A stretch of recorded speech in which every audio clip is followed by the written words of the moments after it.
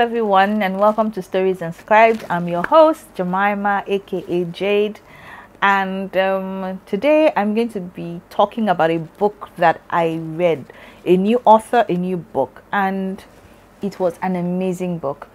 It was one of those books that I gave is 5-star, and if you know me, to give a book a 5-star, it has to take me out of this world totally and completely, and this book did everything and more. So the name of the book is Painted Vessel by Renee. Gina Renee. Yeah.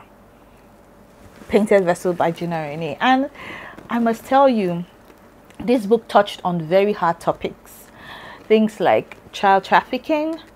It touched on church people. It touched on getting to a new space and how people judge you by just looking at your parents, not knowing and understanding the stories of your life or the things that you've gone through to make you who you are. But it also taught me how to be confident in the pain and the scars that you went through. So without much ado, let's read the synopsis and then we'll get into the gist of the story. A tragic past, a divine calling, a closely guarded secret, and the connection tying them all together. Eli, will you tend my crops? As Eli and Ada escaped their captors, a plan involving a vivid dream, a colorful merchant caravan, and an intolerant town is set into motion. The divine plan will alter the course of their lives and test Eli's willingness to surrender to God. Set in the vast wilderness and the rural towns of the late 1800s, Eli and his wife, Ada, begin a 15-year journey through trials and prejudices to discover the meaning behind his dream. But as Eli gets closer to understanding what he's being called to do, he will face the possibility that serving God could reveal a secret about him and the past that he doesn't want others to know. Painted Vessel is a story of redemption that delves not only into the lives of Eli and Ada as they mature into adults, but also into the lives of the spiritually rich caravan members and the narrow-minded folks of East Haven. It weaves a tale of sorrow, doubt, healing, hope, and eventual trust in the sovereignty of God. Wow.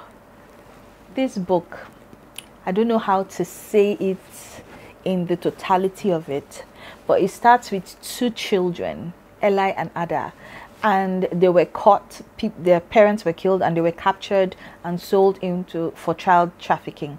And you know that in the 1800s, the way child trafficking is probably a bit different from how it is now, but it was a bit more brutal, and it was more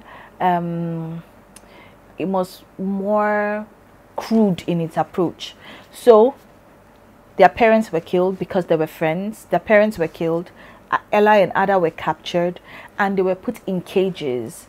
And for every time some of the people that want to purchase a human being in those times, especially a child, they begin to do tally numbers and they will vote, and you know, the child or the person that they are voted for is going to be taken to them for them to do whatever they wanted to do with them. Now, while they were in that place, Eli tried to find a way to escape because all the children that were captured were put in cages and they were auctioned out just the same way we think about slave trade and the others. It was the same method that they used for child trafficking in those days. And what had happened is that Eli had an opportunity to escape, and he escaped by killing one of the guards and taking a bag which he saw him stuffing some things under, and they began to run in the wilderness. They began to run all over the place until they met a caravan. Now, in the town that they went to, the people that they escaped from were also looking for them.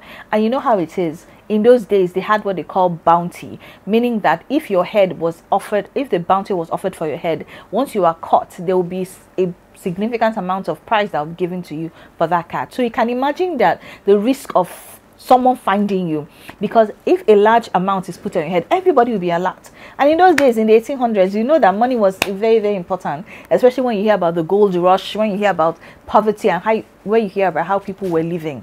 And so these people had to hide in bushes, in forests, and it even came to, in the course of their lives, it even came to a story that told us where his father was training Eli to be a hunter, to walk in the forest, to relate with nature in a way that preserves nature and gives back, the whole circle of life kind of thing. That was what Eli's father had taught him earlier as he was growing up. So all that skill was useful. So my first lesson is this: nothing that you've learned in your present, in your past, is ever wasted. You can always use it for something in your future or in the process of which you are going through. So sometimes when you're stuck, just remember, where have I ever seen this before? How does it connect to what I'm doing now? How has it connected to what I have done in the past? And you don't know, it can help you, it can save you.